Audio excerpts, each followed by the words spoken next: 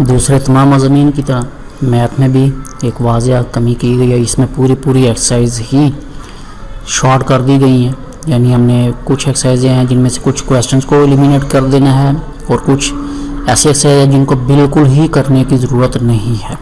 अब वो कौन सी एक्सरसाइज हैं और कौन से टॉपिक्स हैं और बुक का क्या पेज नंबर है, इसको स्पेशली हाईलाइट किया गया ताकि स्टूडेंट को किसी किस्म की कन्फ्यूजन ना रहे। उसके अलावा यहाँ पर प्रॉपर हाईलाइट किया गया कि ये वो टॉपिक्स हैं जो स्मार्ट सिलेबस में नहीं पढ़ाए जाएंगे। अब ये नहीं पढ़ाए जाएंगे तो इट मीन्स ये एग्जामिनेशन क्वेश्चन का भी हिस्सा नहीं बनेंगे।